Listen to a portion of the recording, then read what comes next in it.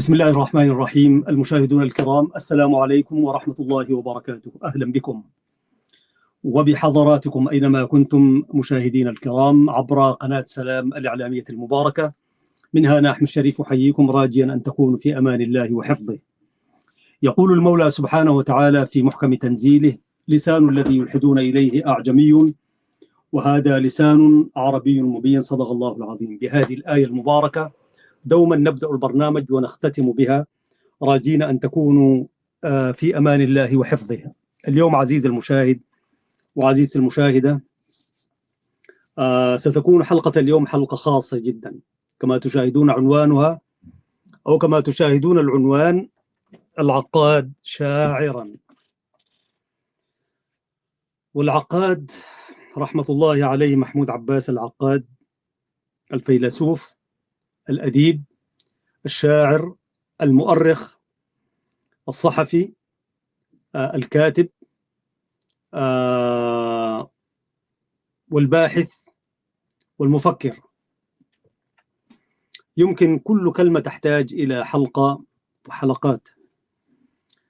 كان لنا الشرف الكبير مشاهدي الكرام عبر قناة سلام الإعلامية المباركة أن تحدثنا عن العقاد في عبقرياته الأربع. بدأناها بعبقرية أبو بكر الصديق رضي الله عنه وأرضاه، ثم الخليفة عمر بن الخطاب رضي الله عنه وأرضاه، ثم عثمان بن عفان رضي الله عنه وأرضاه، والخليفة علي بن أبي طالب رضي الله عنه وأرضاه. لم نتحدث عن عبقرية محمد صلى الله عليه وسلم، سنتحدث عنها إن شاء الله في يوم من الأيام.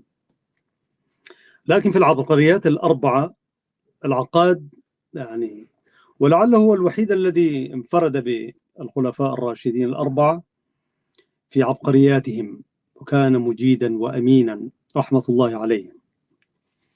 بعض الجهال ينفون الشاعرية عن العقاد ويقولون أن شعره صناعة، كما وصف بعضهم شعرنا بأنه صخرة صماء.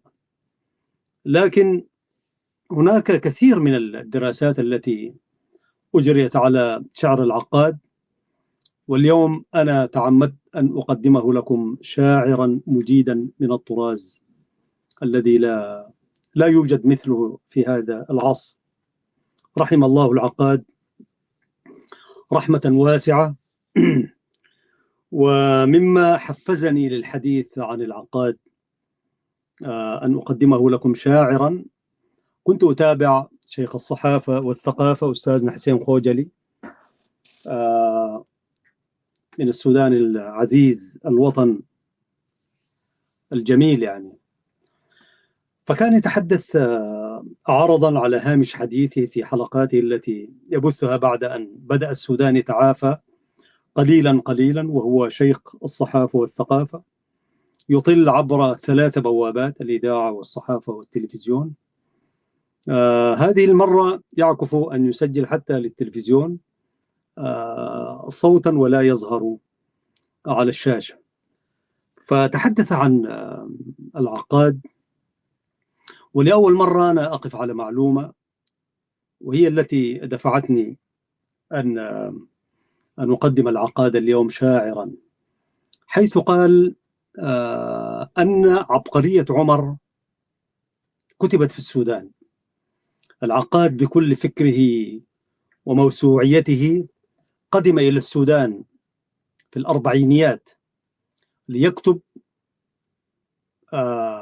عبقرية عمر بن الخطاب رضي الله عنه، وعلل ذلك أن المراجع التي كانت في السودان آنذاك للبحث عن مناقب عبقرية عمر قال لا توجد إلا في السودان، والسودان له الشرف الكبير أن كتبت العبقرية في السودان. فقال مما عرفته الصحافة السودانية آنذاك، والعقاد يكتب ويبحث ويؤلف هكذا. وشوف يعني العقاد من أين يأتي، من شمال الوادي إلى جنوب الوادي، يعني مصر بكل مكتباتها وتراثها ووثائقها وهكذا لم تكفه، ولكنه دخل إلى السودان مواطنا سودانيا مصريا لا حرج في ذلك. فهو الذي كسر هذه الجغرافيا الاستعمارية البغيضة عندما قال خذوا دنياكم وهذه فدنيواتنا كثر. أنا أطمئن إلى هذا البيت دائما وأقول الشعراء لا أوطان لهم. صحيح ينتمون بالميلاد إلى مكان محدد، ولكن لو سألت أي شاعر يقول لك العالم الفسيح هذا وطني ولا أؤمن بالجغرافيا الضيقة التي يقبل بها الآخرون. فالشاعر فضاءه فسيح وجنانه فسيحة، ولذلك قال لهم خذوا دنياكم وهذه دنياكم وهذه، سواء كان الجغرافيا أو البحث عن المال أو الجشع أو الصراع، كل الأمور وعلى رأسها الجغرافيا، لأنه في النهاية الإنسان يعني سيتمحور في جغرافيا محددة. قال لهم خذوا دنياكم وهذه فدنيواتنا كثر، يعني بدنيواتنا كثر الشعراء وليس غيرهم من الشعراء، لأنه قال ذلك في شعره. وأنا أذكر قرأت له كتابا في إريتريا أيام وجودنا هناك. الكتاب اسمه أنا للعقاد، تحدث فيه عن فكره وفلسفته. كتاب كان يعني من الكتب القديمة. استعاره مني أحد الصحفيين الزملاء عبد القادر أحمد طاهر، له السلام والتحية والاحترام، هو في أسمرة، فاستعاره مني ولم يعده إلي. وهو رجل أمين، قال لي والله فقدت ذلك الكتاب. فمنذ ذلك التاريخ أنا لا أعير أي كتابا لأي شخص كان يعني. فقلت له معليش لا عليك يعني. فكان كتابا في غاية الأهمية. وأنا عندما أقرأ ذلك الكتاب، وأنا أقرأ ذلك الكتاب الكنز، كنت أقول آنئذ كيف يتحدث الإنسان عن نفسه وهكذا، لأنه جرثومة عدم التحدث عن النفس وعن إشراف الأمور وما إلى ذلك انتقلت إلينا من أولئك الجند العسكر الذين لأمر في نفسهم لا يتحدثون عن، يقول لك تحدث عن الجماهيري وعن الهلام والأشياء العامة وهكذا، لأشياء لها بعد سياسي أكثر من بعد إنساني وما إلى ذلك. فعندما قرأت الكتاب أنا قلت نعم، يعني الإنسان يمكن، يعني العقاد كتب أنا علاقته بالعلوم العامة وعلم النبات والحشرات والكواكب والنجوم والفضاء، ما خلى شيء، رحمة الله عليه العقاد. فعودا إلى عبقرية عمر، قال إن العقاد كتب عبقرية عمر في السودان، وأثناء كتابته للعبقرية في السودان في الخرطوم تحديدا، وأكيد كان يتنقل من مدينة إلى أخرى، خاصة تلك المدن التي بها مراجع ومكتبات وما إلى ذلك. فذات يوم بكى العقاد طبعا الرجل، يعني أنا سأنشر لكم صورة العقاد، رجل لا تستطيع حتى أن تكحل عينيك أن تنظر إليه نظرة متواصلة، تنظر إليه فتنحني، لأنه كان رجل ذا هيبة. كونوا معنا مشاهدي الكرام، سأعود لماذا بكى وأحكي القصة قبل أن ندخل إلى العقاد شاعرا. نعم مشاهدي الكرام، أنا توقفت عن التسجيل وعملت البوست هنا لكي أنقل لكم صورة للعقاد. خلونا نقدم صورة. هذا هو عباس محمود العقاد في شبابه. فلا يمكن أن تنظر للعقاد إلا نظرة العلماء، والعلماء لهم الهيبة العلمية والفكرية. والعقاد كان رجلا يعني وهبه الله غير اللسان الحافظ والعلوم كثيرة، وبالتالي شخصيته فيها الكثير من المهابة. أيضا هذه صورته عندما تقدم شوية، وكذلك هذه صورته في أخريات أيامه أو التي قبلها، وبرضو هذه من أشهر الصور التي كانت تنشر للعقاد. عزيزي المشاهد وعزيزتي المشاهدة، أنا هذه الحلقة أعطيها أهمية كبرى لأهمية شخصيتها الإسلامية والفكرية والسياسية والأدبية والشعرية والثقافية وكل شيء جميل يعني، والفلسفية كذلك. فكتب أن العقاد بكى بكاء مرا، وهو الرجل القوي. تقول الأخبار: بكى الأديب المصري عباس محمود العقاد حتى سالت دموعه على خديه في العاصمة السودانية الخرطوم عام 1942 إثر إلقاء الشاعر السوداني بالقاف إلقاء الشاعر السوداني محمود الفضلي قصيدته الشهيرة ليلة الوداع.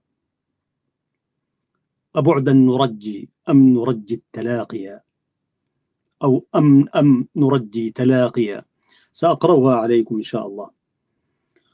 وهو موقف شهير وثقه الكاتب حسن نجيلة.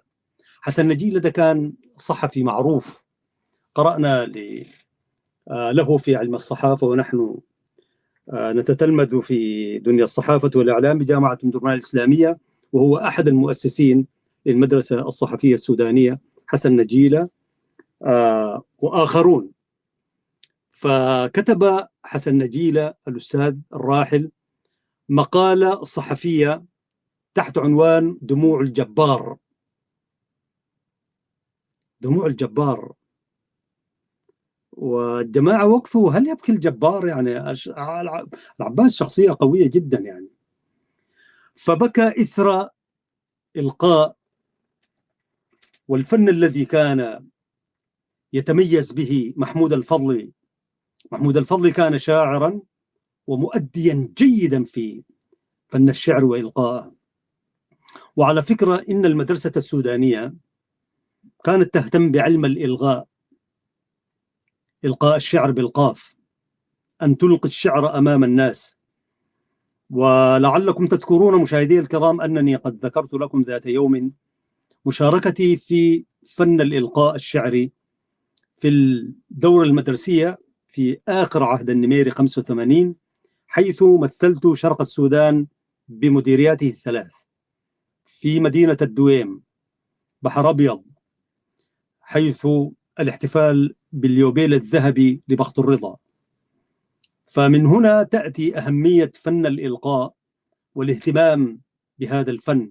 ولعلكم تذكرون برنامج فرسان في الميدان، وأستاذنا الراحل حمدي بدر الدين الصحفي المعروف أول من بدأ البرامج الجماهيرية قبل أن تعرفه الدنيا دي كلها. أخذ دورة في الولايات المتحدة الأمريكية. المشرق العربي ده والمغرب العربي ما لم يعرف البرامج الجماهيرية، حتى في أوروبا لم تكن بتلك.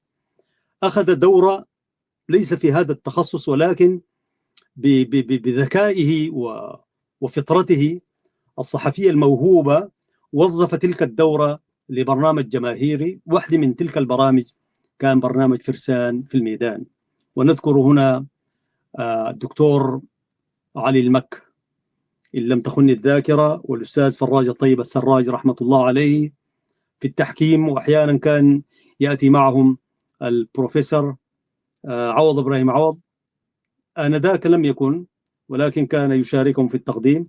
والأستاذ حمدي بدر الدين كان هو الفارس.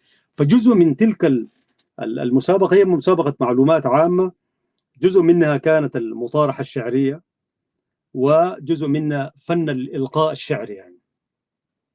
فالسودان كان متميز في فن الأداء، وإلى الآن السودانيون يبهرونك وهم يؤدون الشعر، أيا كان الشعر عاميا أو فصيحا وما إلى ذلك. فمحمود الفضلي كان رجلا متميزا في فن الأداء. فأمام العقاد يقرأ القصيدة التي سنقرأها بعد قليل، ففاضت عينا العقاد بالدموع الغزير. فكتب حسن نجيلة دموع الجبار. والزمان كان كما قلت 42 في نادي الخريجين بمدينة الخرطوم خلال زيارة العقاد للسودان. والسبب أنشد محمود الفضلي قصيدة العقاد الوجدانية بأسلوب مدهش مما ذكر العقاد بصباه وأيامه الأولى وحياته الآمنة في مصر وهو في حالة غربة وكبر سن، فهيجته القصيدة وأبكته. رصد الحاضرون تأثر العقاد الشديد وصاح الشاعر حيدر موسى متعجبا: لقد بكى الجبار، ليرد عليه العقاد لاحقا بقوله: ولماذا لا يبكي الجبار؟ يا سلام. هذا على هامش الحديث عن العقاد. أيها المشاهدون الكرام، ألم أقل لكم إن هذه الحلقة هي حلقة متميزة؟ فالعقاد شاعرا أنا رصدت له جملة من القصائد، من بينها أنا أبكي، القصيدة التي أبكته سأقرأها عليكم. وقبل هذا وذاك نسأل الله سبحانه وتعالى أن يرحمه رحمة واسعة ويدخله فسيح جنانه. العقاد شاعر، والعقاد رجل في مقام العلماء الكبار. عزيزي المشاهد، بالطبع العقاد له مؤلفات عدة وقصائد جمة، ومما ترسخ في الذهن قصيدته المشهورة: شذا زهر ولا زهر فأين الظل والنهر. تغنى بها الأستاذ المفكر عبد الكريم الكابلي الدكتور رحمة الله عليه، فرسخت لأنه القصيدة المغناة ترسخ في الذهن أكثر من القصيدة العادية. وللكابلي رحمة الله عليه الدور الكبير في ترسيخ جملة من القصائد العربية الفصاح الجياد، لأنه تغنى بها.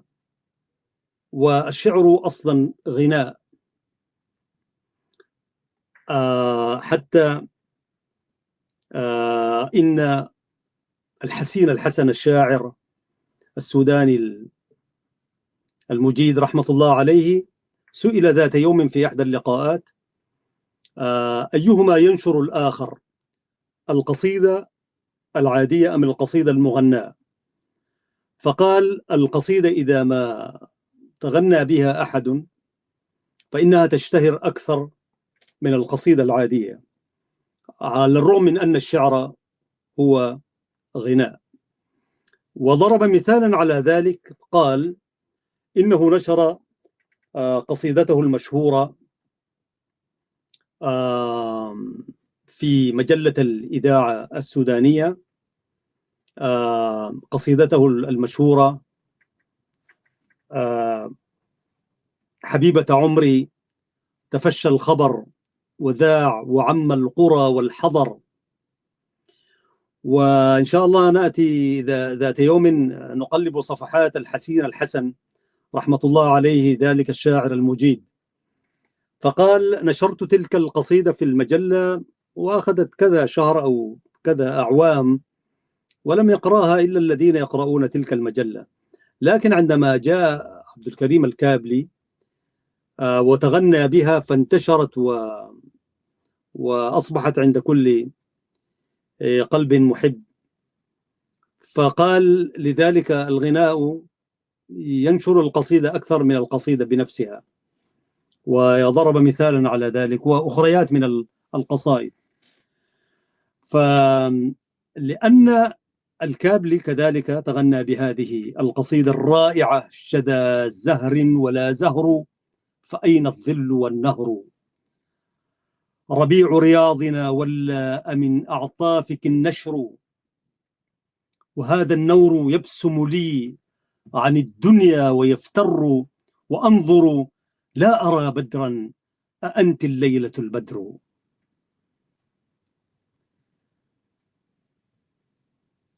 ونفسي خف محملها ولما يعدها الوقر، أأنت رفعت ثقلته وأبقى جرمه الدهر. نعم أنت الرحيق لنا، أو أنت الرحيق لنا، وأنت النور والعطر، وأنت السحر مقتدرا، وهل غير الهوى سحر؟ خذ الدنيا بأجمعها، حبيب واحد ذخر، إذا ضاءت مطالعه فكل سمائنا بدر. خذوا دنياكم هذه فدنياواتنا كثر. هذه من أروع قصائد العقاد رحمة الله عليه. ورغم كل هذا وذاك، هناك من يقول إن العقاد كل شيء إلا الشعر. نحن نأتي لنقول العقاد يبدأ بالشعر وينتهي بالفلسفة. ودعونا سيداتي سادتي نقلب صفحة العقاد. من هو العقاد؟ بإيجاز ما كتب عنه: عباس محمود العقاد ولد عام 1306 هجرية، بالميلاد يوافق 1889. توفي في 12 من مارس 1964. ولد ونشأ في أسوان، واقتصرت دراسته على المرحلة الابتدائية فقط لعدم توافر المدارس الحديثة آنذاك، كما أن موارد أسرته المحدودة لم تمكنه من الانتقال إلى القاهرة كما يفعل الأعيان. تخيل القاهرة دي أتوها سيرا على الأقدام، راجلين من إريتريا ومن السودان ومن غيرها. في ذلك العهد لم يستطع أن يأتي إلى القاهرة. هي الظروف الأسرة التي كبل السيرة فيما أظن يعني. اعتمد العقاد على ذكائه الحاد وصبره على التعلم والمعرفة، حتى أصبح صاحب ثقافة موسوعية لم تقتصر على العلوم العربية فقط، بل امتدت إلى العلوم الغربية أيضا، حتى أو حيث أتقن اللغة الإنجليزية من مخالطته للسياح المتوافدين على الأقصر وأسوان، مما مكنه من الاطلاع على الثقافات الأجنبية. أسس بالتعاون مع إبراهيم المازني وعبد الرحمن شكري مدرسة الديوان، وكانت من أنصار التجديد في الشعر والخروج به عن القالب التقليدي. عمل في بداياته في مصنع للحرير بمدينة دمياط، ثم بالسكك الحديدية، واشتغل بوظائف حكومية في المديريات ومصلحة التلغراف والسكة الحديد وديوان الأوقاف. كما التحق بعمل كتابي في محافظة قنا ثم الشرقية. كان مولعا بالقراءة في مختلف المجالات، وأنفق معظم دخله على شراء الكتب. عمل بالصحافة، وكان من كبار المدافعين عن حقوق الوطن في الحرية والاستقلال، واشتهر بمهاجمته للقصر الملكي، مما أدى إلى ذيوع صيته، وانتخب عضوا بمجلس النواب. كان ذا ثقافة واسعة، يقرأ في التاريخ الإنساني والفلسفة والأدب وعلم النفس وعلم الاجتماع. بدأ حياته الكتابية بالشعر والنقد، ثم تناول الفلسفة والدين. دافع عن الإسلام والإيمان فلسفيا وعلميا، كما في كتاب الله وحقائقه الإسلام وأباطيل خصومه. وكتب عن الحرية، كما ألف كتابا فلسفيا عن المرأة تناول فيه نظريته في الغريزة والطبيعة والجمال. ترجمت بعض كتبه إلى الألمانية والفرنسية والروسية والفارسية والإنجليزية طبعا. منحه الرئيس جمال عبد الناصر جائزة الدولة التقديرية في الآداب، غير أنه رفض تسلمها، كما رفض الدكتوراه الفخرية من جامعة القاهرة. هذا هو بإيجاز أستاذ محمود عباس العقاد رحمة الله عليه وأكرم مثواه. كتب عن العقاد كثير وقيل عنه الكثير، ونحن إلا النذير الذي سنقدمه اليوم. دعونا نستمع إلى أحد الذين تحدثوا عن العقاد. قلت يعني نجمل به هذه الحلقة، لا تكون أصواتنا لوحدها، ولكن ندخل معها بعضا من فنون الإخراج. نستمع إلى هذا الفيديو.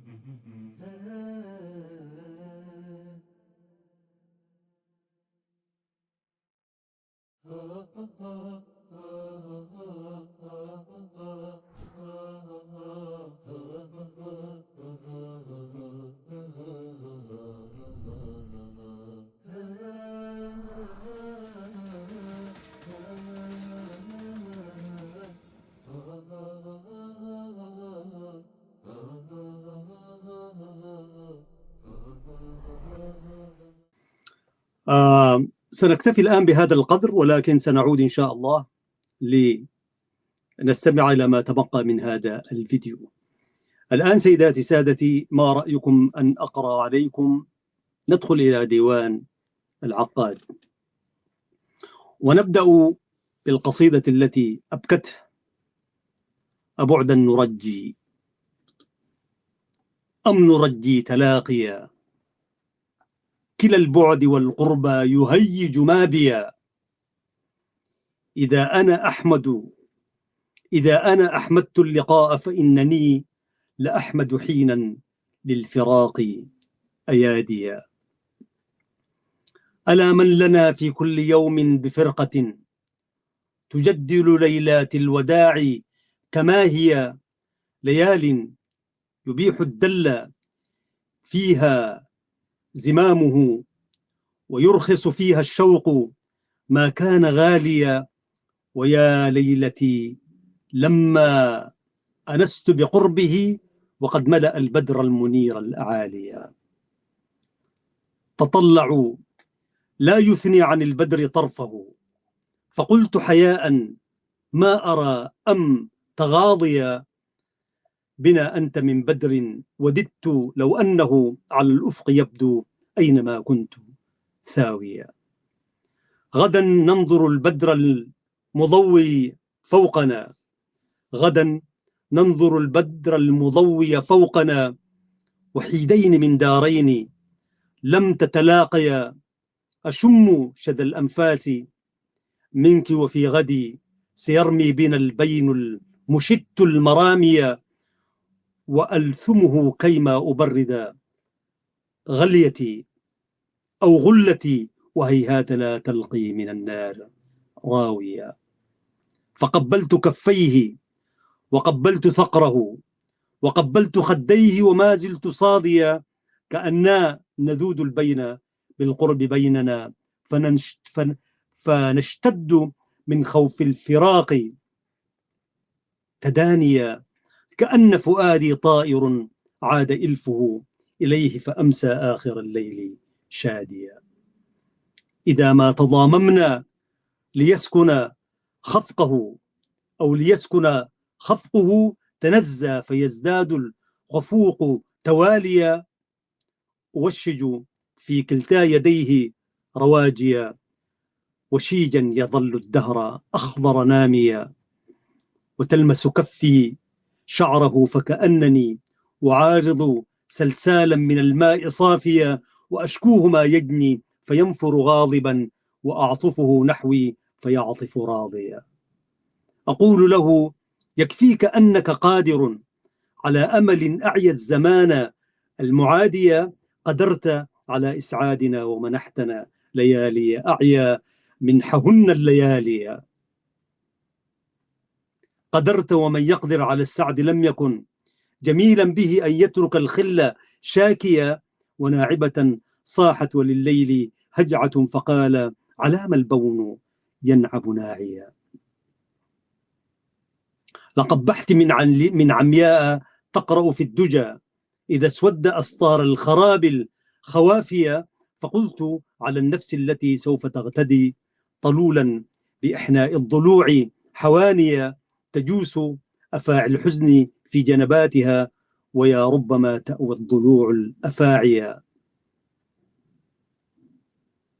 فلا تحسبن البوم تنعي المغاني، فقد تندب البوم النفوس البوالية، وكم وحشة للنفس يخشى اقتحامها أخو غمرات ليس يخشى الفيافية، ولما تقضي الليل إلا أقله وحان التنائي جثت بالدمع باكيا، فأقبل يرعاني ويبكي، وربما بكى الطفل للباكي وإن كان لاهيا، وزحزحني عنه بكف رفيقة وأسبل أهداب الجفون السواجية، يقول لقد ران الكرى وتفرقت نجوم الدجى، والديك أصبح داعيا. فقلت وكم من ليلة إثر ليلة سهرت وقد أمسيت وحدك غافيا. فقلت وكم من ليلة إثر ليلة سهرت وقد أمسيت وحدك غافيا، فهب لوداعي من رقادك ليلة تمر فإني قد وهبت حياتي. حرام علي النوم هل نام عاشق جنى في سواد الليل تلك الأماني، حرام علي النوم ما دام هاتف من الليل لا ينسى إذا بت ناسيا. وأسلمت كفي كفه فأعادها، وقلبي فهلا أرجع القلب ثانية، فلم أر ليلا كان أطيب مطلعا وأكأب عقابا وأشجى معانيا. وأسلمت كفي كفه فأعادها، وقلبي فهلا أرجع القلب ثانية، أقول ألا فانظر إلى الليل إنه يودع وجه الأفق أسفع كابيا، وهذه النجوم الغر يطرفن فوقه ذواهل من هول الفراق سواهيا، أنحب الدرار ساعة البين لوعة وتسهر الدياجي، ثم أصبر جافيا. وليت لقائي من فراقك كان لي وشيكا كتوديع الظلام الدراريا، وليت النوى والقرب يعترناننا تباعا كما يتلو الصباح الدياجيا، إذن لتلاقي الوصل والهجر عندنا، وصار النوى حكما على الناس جاريا، فيا من يعيد الدهر من حيث ما بدا أعد لي ليلات بمصر خواليا، إذا كان لي في مقبل العيش مدة فيا ليت يغدو مقبل الغيب باضيا. وأنا أقرأ عزيزي المشاهد تخيلت محمود الفضلي كيف كان قرأ هذه القصيدة التي أبكت الجبار، وطبعا أساتذتنا الكبار شتان ما بين الثرى والثريا. نحن أخذنا آخر عناقيد ذلك البيان الأدبي السوداني في المناهج وفن الإلقاء وما إلى ذلك. مؤكد أن الفضل كما هو معروف يعني تعرفه نادي الخريجين ودور السياسة آنذاك. كان رجلا مجيدا مفلقا في الأداء.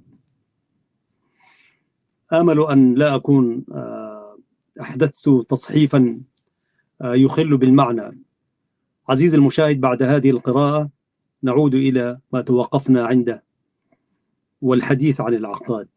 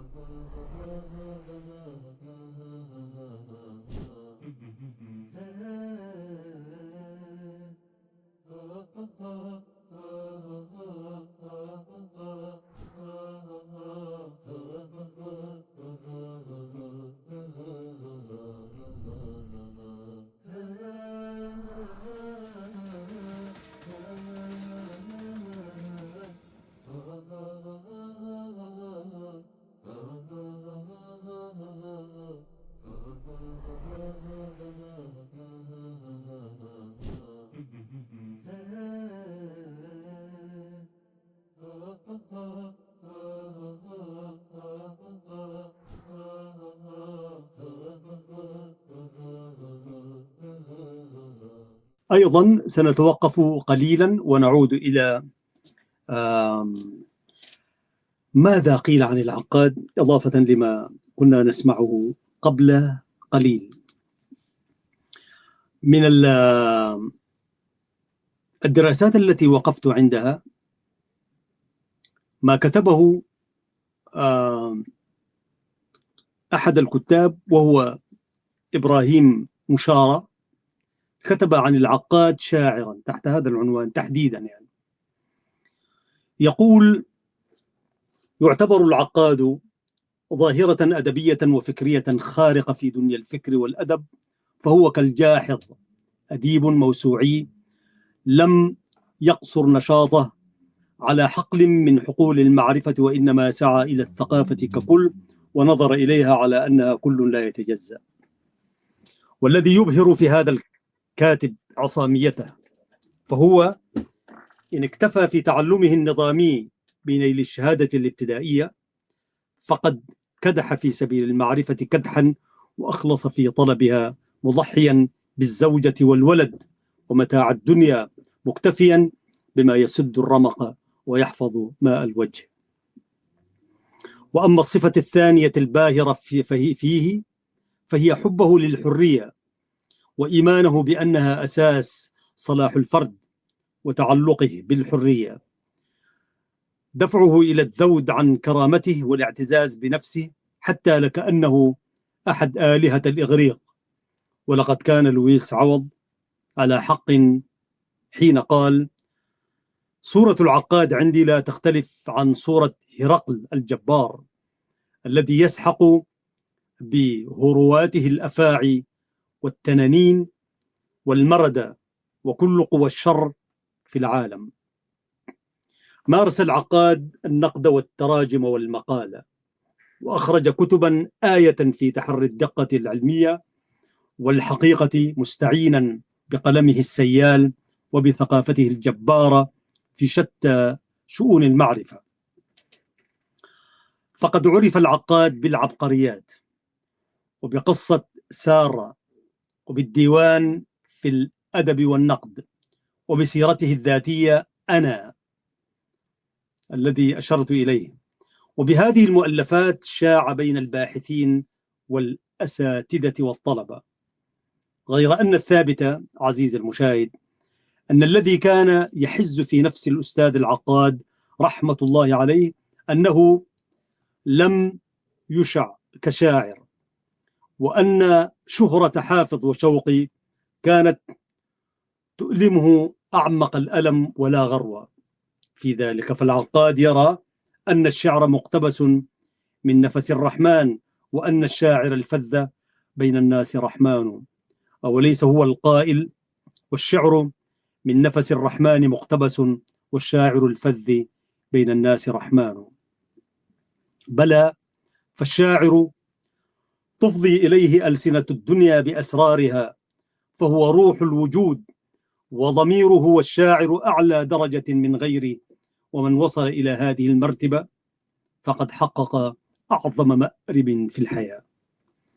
ولقد أخرج العقاد عدة دواوين شعرية وأعطاها عناوين تتماشى وسني عمره: يقظة الصباح، وهج الظهيرة، عاصير مغرب، أشجان الليل، وديوان آخر رصد فيه وقائع الحياة اليومية على عادة شعراء الغرب، جعل عنوانه عابر سبيل.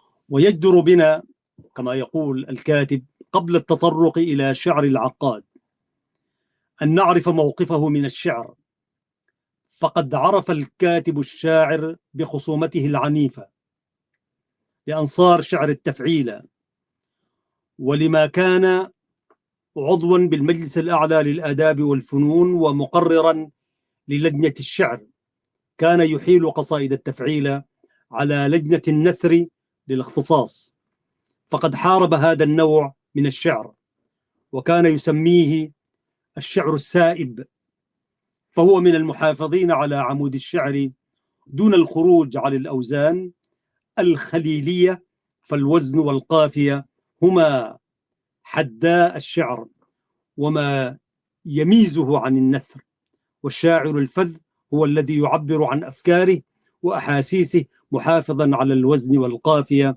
دون أن يحد الوزن من قدرته التعبيرية. هذا كلام في غاية الأهمية، على الرغم نحن برضو سرينا في التفعيلة، لكن والله أنا أؤمن تماما على أن الشعر هو المقفى الموزون السائر على بحور الخليل. أستاذنا فراج الطيب السراج كان يسميه شعر الرجال، شعر الرجال. غير ذلك حتى كان يسمي الشعر قصيدة النثر مخنث الشعر لا أنثى ولا ذكر، يعني مسميه أنه ذلك شعر مخنث لم نعرفه هل أنثى هو أم ذكر. إن الشعر عند العقاد فن محكوم بالقيود، وهو مناورة بها يتميز الشاعر عن الشويعر والشعرور، ولم يقف العقاد عائقا أمام سنة التطور، فالتجديد في الشعر ضرورة من ضرورات العصر، وقد مارسه أجدادنا فأبدعوا الموشحات والأزجال والمجزوء، وإن كنت صحيحا مخلع البسيط، وحتى تتأتى المرونة في التعبير وتتحقق المتعة الفنية ويتحاشى السأم من الرتابة المملة في الوحدة. وهكذا مارس العقاد التجديد في الشعر بتنويع القافية واستعمال المجزوء والاستعانة بالبحور الخفيفة كالرمل والخفيف والمتقارب والمديد، وأضاف إلى ذلك قصر الشعر على الوجدان. وقد كان شعار مدرسة الديوان بيت لعبد الرحمن شكري: ألا يا طائر الفردوس إن الشعر وجدان. وتحاشى المديح الزائف والرياء الكاذب والمبالغة الحمقاء. وفي ديوان عابر سبيل قصر الشعر على هموم الحياة اليومية كقصيدة الكواء ليلة العيد. وفي هذا الديوان بالذات قصيدة في طفل صغير شرب على وجه الخطأ الجعة فاستمرأها واستحلاها، فيقول العقاد على لسان الطفل وهو إمعان في الواقعية الشعرية والصدق الفني.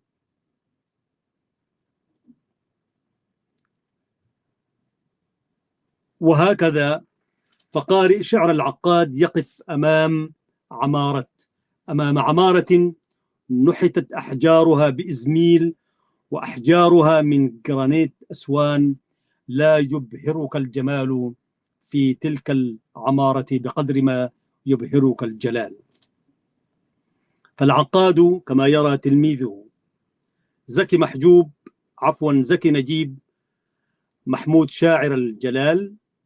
ولنا في تفسير نزوع الشاعر هذا المنزع رأي مستمد من التركيبة النفسية للعقاد المنبهرة بالبطولة الممجدة للأبطال، ولعل قامته الهرقلية وعصاميته الأسطورية زادتا في تقديره لنفسه ومواهبه ومن ثم إعجابه بشخصه، وهو موقف يؤدي بصاحبه إلى العزلة في جبل الأولمب مع آلهة الإغريق، ويصبح الجليل والعظيم هو ما ينزع إليه ذلك الشخص. ولسنا ننفي صفة الجمال الفني في شعره، ففي بعض قصائده لمحات فنية جميلة. اقرأ شعره في وصف الشاعر واكتناه أغوار نفسه، واستمتع بكلماتها الفنية الجميلة. قوله: جد المودة ممن لا حياة له، إذا جفاه من الأحياء خوان، ويحسب النجم الحاظا تساهره، والوطق يبكيه دمع منه هتان. إذا تجهم وجه الناس ضاحكه فقر الورود، ومال السر والبان، تفضي له ألسن الدنيا بما علمت، كأنما هو في الدنيا سليمان. والشعر ألسنة تفضي الحياة بها إلى الحياة، كما يطويه كتمان. لولا القريض لكانت وهي فاتنة خرساء، ليس لها بالقول تبيان. ما دام في الكون ركن في الحياة يرى، ففي صحائفه للشعر ديوان. جميل عزيز المشاهد وعزيزتي المشاهدة. نعود كذلك لنستمع إلى الكلمات الموجزة والمعبرة عن شخصية العقاد.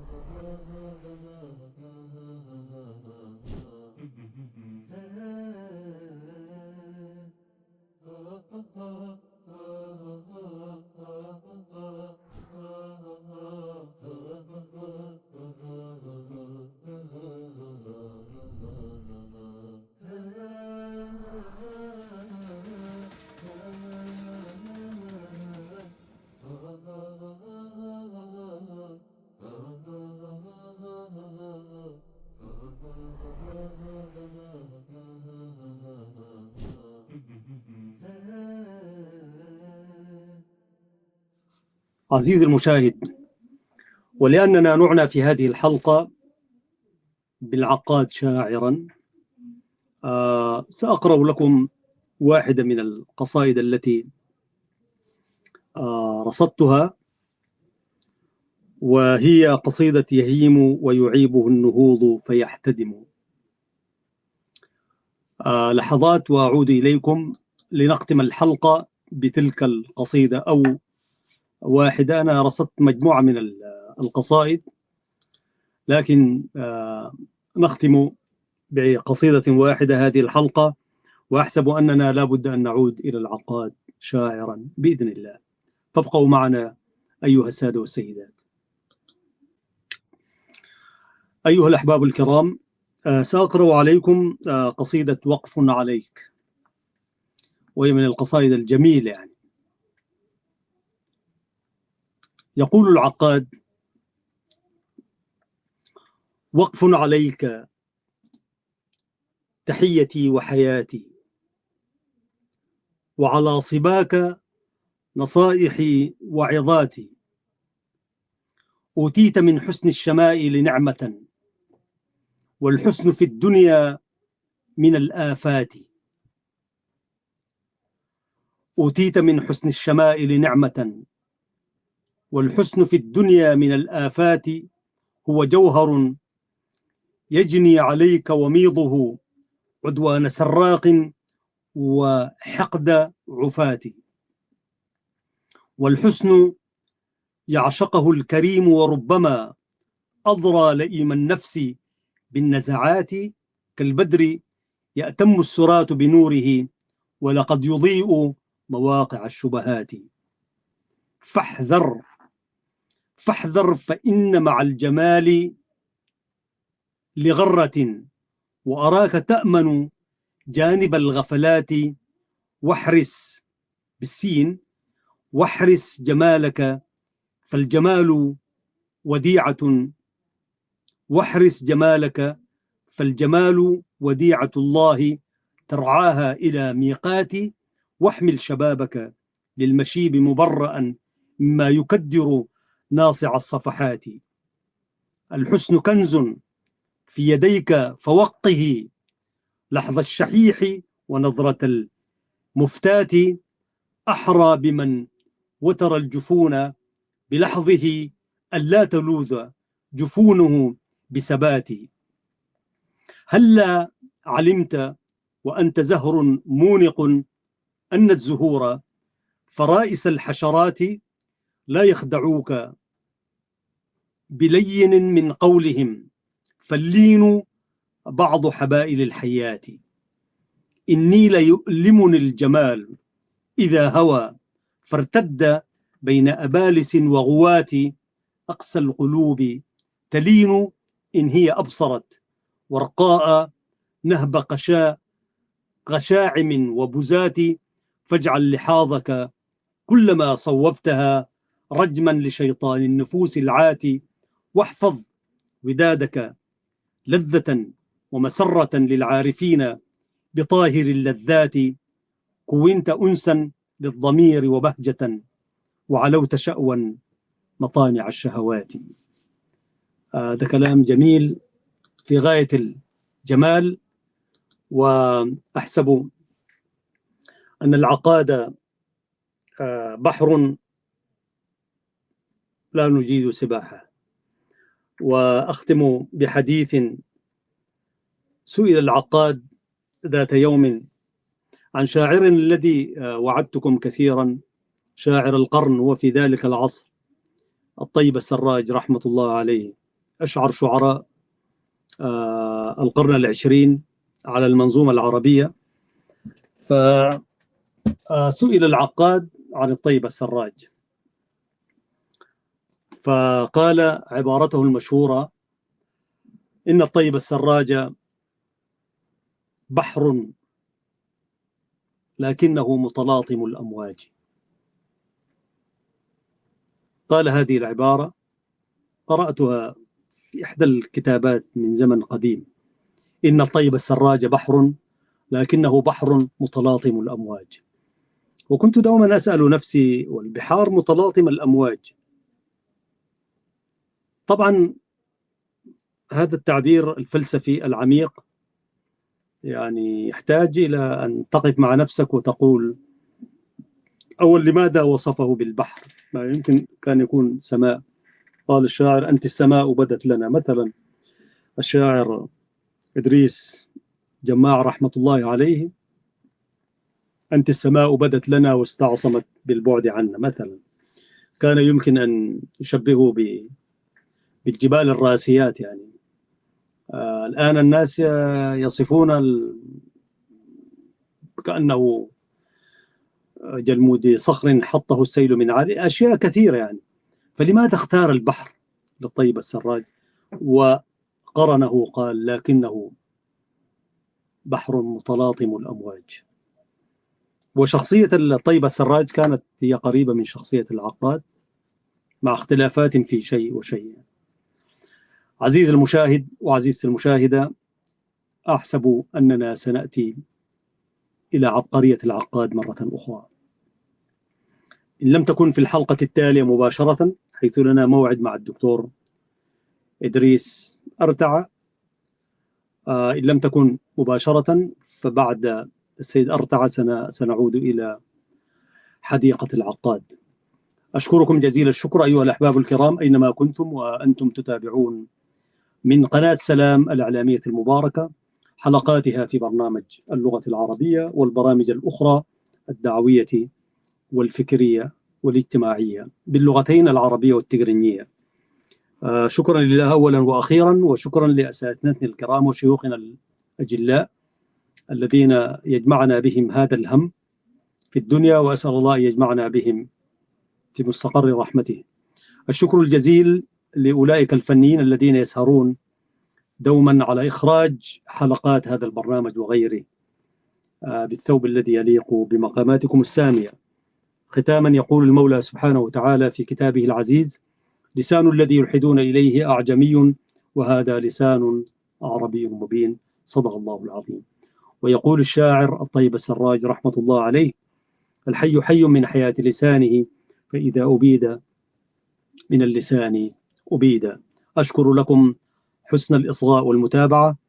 السلام عليكم ورحمة الله وبركاته.